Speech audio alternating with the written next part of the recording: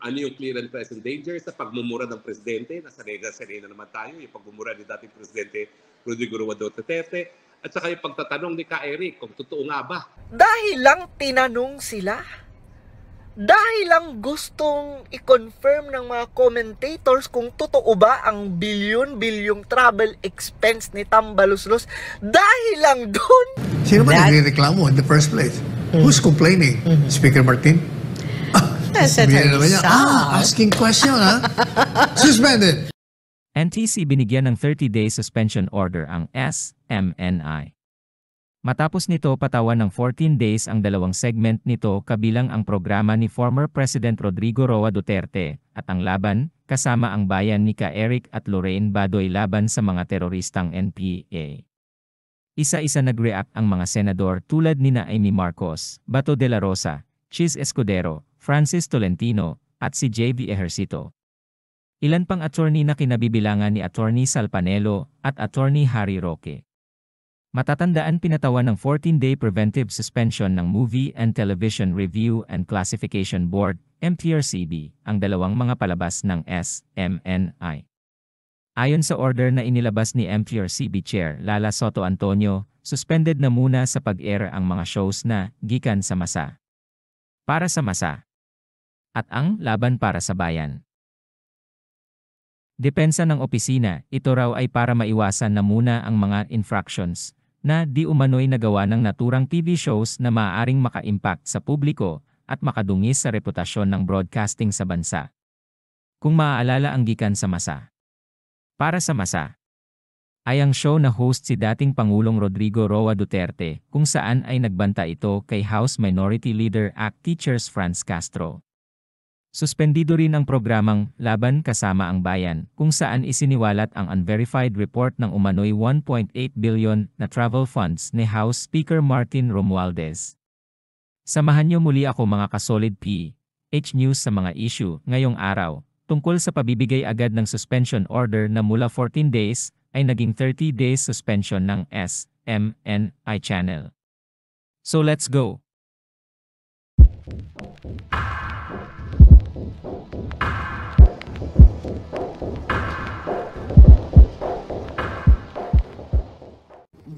Mga Lods, nagsalita na si Senator Amy laban doon sa panggigipit ng mga kongresista sa SMNI.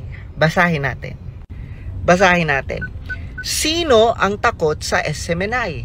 Anong mga media entities ang mananatiling natataguyod ng kalayaan ng pamamahayag, pananalita at pag-iisip? Bakit natin kailangang ipasara ang lahat ng hindi sumang-ayon sa atin? Tama, hindi man lang binibigyan ng pagkakataon na magpaliwanag. Paano nangyari na naglabas ng show cause order ang NTC sabay bigay ng 30 araw na suspension? Nakapagtataka. Takot ba tayo na baka tama ang SMNI? Takot ba tayo sa katotohanan? Senator Amy Marcos. Yon, natumbok mo, Senator Amy. Di ba yan din yung iniisip ko at alam ko yan din yung iniisip ng mga kababayan natin na bakit ganun na lang, Ganun na lang kung suspindihin, patahimikin at hanapan ng butas, ng mga kongresista ang SMNI. Di ba? Ganun ba sila katakot sa SMNI? Diba? Kumbaga, kung sa palagay nila, diba, hindi totoo, Let's say, hindi totoo ang sinasabi at akusasyon at pagtatanong laban sa kanila, abay dapat patunayan nila. Diba? Dapat magpakita sila ng resibo. Diba? Patunayan nila ang kanilang transparency, credibility, at kung talagang hindi sila corrupt at kung talagang malinis sila, dapat hindi sila pumipiyok. 'Di ba? Dapat hindi sila ganyan mag-react. Dapat mas confident. Actually, opportunity pa nga 'yun eh. 'Di ba? Yung pagtatanong nila 'di ba? Nila Badoy at Celis, about sa mga kongresista. Actually, it's an opportunity for them, no? Para ipakita nila sa taong bayan, no?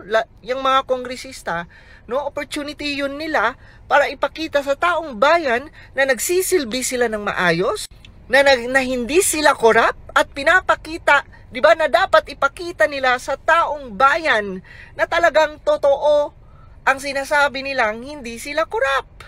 Di ba? Ano bang ikinakatakot nyo sa SMNI? Diba? Sa totoo lang, hindi naman sila ganun ka laking media outlet diba? Para pag-initan nyo.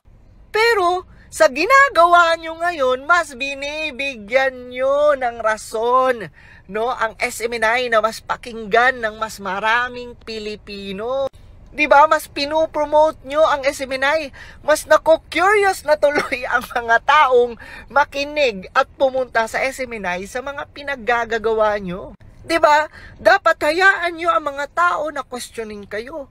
Dapat hayaan nyo ng mga tao. Diba? Hayaan nyo ang mga tao na hanapan kayo ng resibo at ipakita nyo sa tao ang transparency na sinasabi nyo. Kasi kung talagang totoong naninilbihan kayo sa bansa natin ng tapat, hindi dapat ganyan kayo mag-react. Kasi sa totoo lang mga Lods, ang bilis ng pangyayari. Imaginein mo, pag kinabukasan, suspend na. Pag kinabukasan, no, ang dami ng violation, sumali na ang MTRCB, di ba, ang NTC. Grabe talaga. Dahil lang tinanong sila. Dahil lang gustong i-confirm ng mga commentators kung totoo ba ang bilyon-bilyong travel expense ni Tambaluslos. Dahil lang dun. Abay, bukod sa pagre-revoke ng prangkisa at pag-suspend ng prangkisa, ang MTRCB po ay nagdesisyon magpataw ng 2-week suspension sa dalawang programa ng SMNI. Yung Laban ng Masa, nila Lorraine Badoy at saka ni Ka Eric, at saka gikan na ng masa na programa ni dating Presidente Rodrigo Roa Duterte. Marami po talaga naniniwala na talagang sinusupil po talaga ang SMNI, no? Dahil yan po ay ginagamit na platform ng mga Duterte. No? At saka siyempre, meron nagtutulak. Sino yung mga nagtutulak? Siyempre, yung mga kakampi ng teroristang CPP-NPA na talagang nais na patahimikin itong laban ng masa kasi talaga namang yung programa na yan ay kinonceptualize at pinapakita para ma-expose yung mga kabalastugan ng teroristang CPP-NPA. So ginagawa nilang lahat para supilin itong dalawang programa ito. Tama ba ang pagpataw ng 2 linggong suspension sa dalawang programa ito? Well, sa tingin ko po, hindi. Bakit? Kasi napakarami na pong desisyon. At kung gusto niyong basahin, ang pinakamagandang desisyon tungkol dito ay yung Iglesia ni Cristo versus Court of Appeals. Yung Iglesia ni Cristo po ay may programa sa telebisyon. At yung kanilang mga commentators doon, yung kanilang mga pastor, walang ginawa kundi berehin ang simbahan ng Katolika, yung mga paniniwala ng mga Katoliko, lalong-lalo na tungkol kay Virgin Mary. Nagreklamo ngayon ng simbahan Katoliko at nagreklamo sila sa MTRCB. So ang ginawa naman ng MTRCB, ginawang X-rated ang programa ng Iglesia ni Cristo. At mula doon sa desisyon na yon, ay nagpunta nga sa hukuman ang Iglesia ni Cristo. Pagdating po sa kalayaan ng malayang pananalita, walang kaduda-duda na isa po ito sa pinaka-importanting karapatan sa isang demokrasya. Dahil kinakailangan po natin ng malayang merkado ng idea dahil sa pamamagitan ng debate at diskurso ng mga issue na nakaka-apekto sa ating pang-araw-araw na buhay, dyan po natin makukuha yung solusyon natin sa ating mga pang-araw-araw na problema. Ganyan po ka-importante ang kalayaan ng malayang pananalita. Ang sabi ng Korte Suprema, kahit anong pagpipigil, pagbabawal, prior restraint, o pagpaparusa dahil nga dito sa karapatan ng pananalita at pag-iisip ay presumed unconstitutional. On its face, yan po ay mayroong presumption na labag sa saligang batas, labag sa karapatan at kinakailangan ipakita ng Estado kung ano yung mabuti na magagawa sa pagbabawal o pagpapataw ng parusa na yan. Kasi meron nga po tayong garantiya sa ating Bill of Rights laban sa prior restraint, yung pagbabawal, pagsasensor, o di ba kaya yung pagpaparusa dahil ikaw ay nagsalita. Itong 14-day suspension, ang presumption po dyan ay unconstitutional. Now, anong dapat ipakita ng MTRCB para ma-sustain yung kanilang desisyon? Kinakailangan po din ipakita na mayroong clear and present danger na pwede talagang dapat iwasan ng Estado na nagmumula doon sa mga pinagbawal na pananalita. At talaga naman po yung 2-week suspension, yan po ay prior restraint kasi talagang sinupil, tinigil, at saka subsequent punishment, parusa din po yan. Kasi kumikita naman yung program na yan, di walang kita kapag tinigil ang broadcast. Ang Estado ang dapat magpakita kung nasaan yung clear and present danger. Halimbawa dyan, gagamit ang dahas ang mga nakikinig laban sa gobyerno.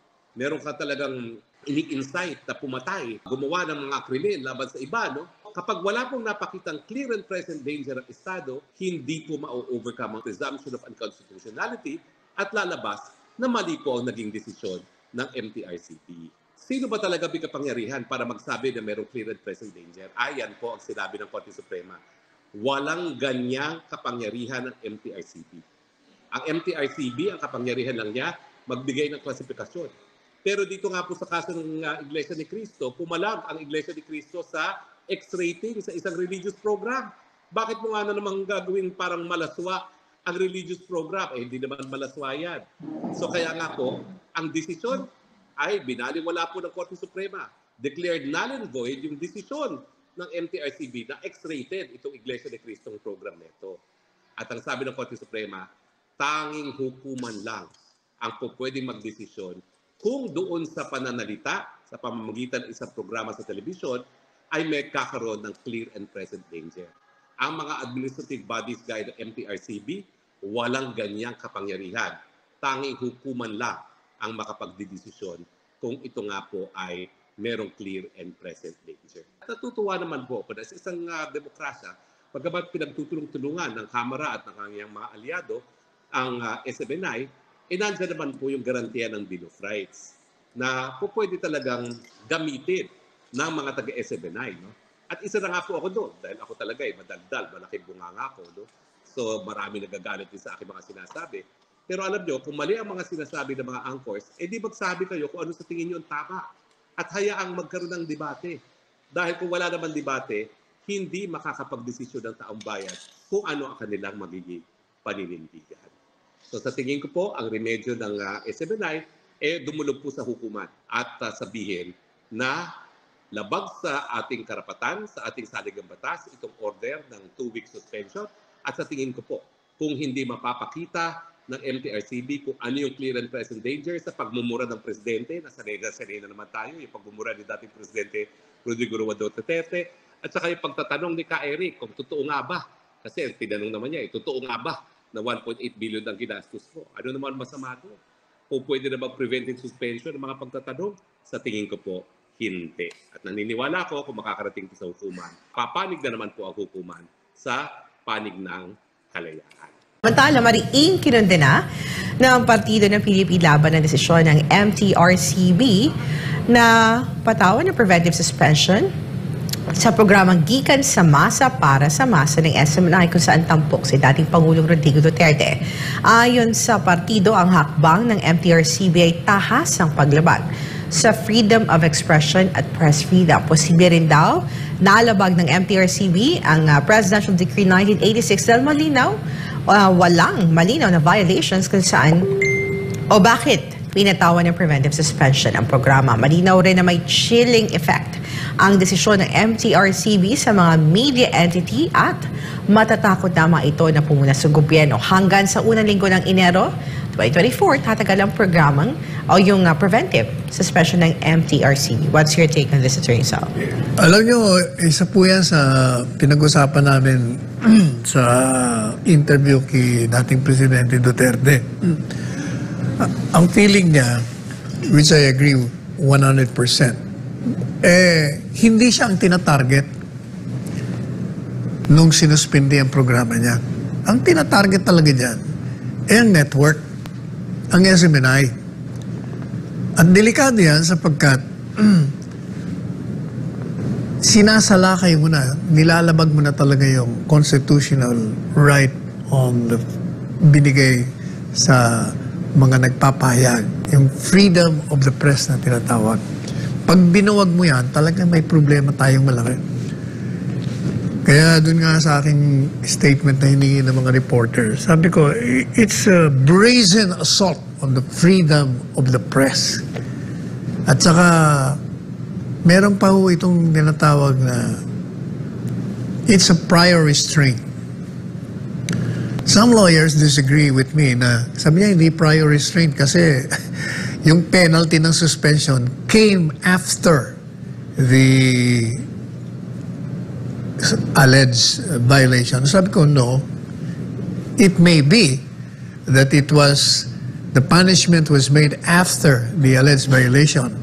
But the effect there becomes a prior restraint because you restrain the network and the host from expressing their opinion on certain matters. Kaya may prior restraint pa rin. Dun sa 2 weeks na yon, nire-restrain mo sila. Sinasabi ng Korte Suprema, hindi po pwede yan. Yan paglabag na direktamente. At saka, if it can do it to SMNI, it can do to any network. Iba yung ABS-CBN. Kasi yung ABS-CBN at the time, renewal ang pinag-uusapan doon Renewal at may mga violation, not compliant. Kaya ayaw ng Kongreso noon. Now, ang disturbing po rito sa suspension, gaya ng sinabi ko kay Presidente Duterte sa aking interview sa kanya kahapon, ang nakalagay kasi, nag-file noong November 29 ng complaint. Hindi man nila sinabi kung sino yung nag-file. Tapos, pinarespond nila yung SMNI. Nag-submit naman ng position paper. So, bali November 29, tapos a week after, nag-submit. Tapos bigla na lang, after serious deliberation, the board's attention, ito ang exact words nila, that there are certain aspects of the program which may be, biro niyo, sabi niya, which may be in violation of PD 1986 and its implementing rules and regulations governing the broadcast industry. Can you imagine that? Wala pa nga. Pananaw pa lang nila na baka na may walang sinasabi kung ano ba exactly binabiolate nila. O kaya sinasabi ni PRD kahapon sa interview, hindi ako target ng mga yan. Target talaga niyan, yung network. Ginagamit lang ng aking programa para sirain nila ang karapatan ng pagpapayag. And that's very destructive. Hindi ko maintindihan. Unanimous pa. Hindi wala yatang abogado doon sa kanila. Yan ang problema. Yung mga regulatory body, kailangan talaga may abogado dyan. Kasi, ayan, tingnan nyo. Kaya sabi ko, yung suspension na yan, apart from it's totally abhorrent, it is constitutionally impermissible. It's a grave abuse of regulatory power. Hindi mo pa pwedeng ginagawa niya. Pero attorney, una na sinabi ng mga abogado ng SMNA na magka-file tayo ng motion for reconsideration. Gaano kahalaga itong filing ng motion for reconsideration? Kailangan niya kasi if you want to file certiorari sa Korte Suprema o sa anumang hukuman, kailangan you exhaust administrative remedies muna kasama sa process. Hindi ka po pwedeng dumirekto. Pwede lang kung on grave matters concerning just a question of law. Kaya kailangan talaga mag-MR. Hindi nga ang problema dyan Parang maging impractical kung tatakbo ka sa Korte Suprema after the denial of the MR. Kasi by the time na baka dinayan, tapos na yung suspension mo. So yung pinahir mo doon, moot and academic. But then, nung nag-uusap kami ni dating Chief Justice Renato Puno on this matter, we agree on the consensus that if we do not file the petition, despite the fact na most likely is hindi dismissed, it will remain unchallenged. At baka, akalain ng mga ito, they can always get away with murder. Kaya paila na. And sabi naman ni Chief Justice Renato Puno, ang Supreme Court naman, kahit na dinismiss, kahit na subject to being dismissed dahil moot, kumbaga, tapos na yung suspension. Pero, since mahalaga yung pinag-uusapan niya, freedom of the press na yan baka ituloy pa rin ang desisyon para hindi na gawing muli ng mga sumusunod na facing the same situation. I understand.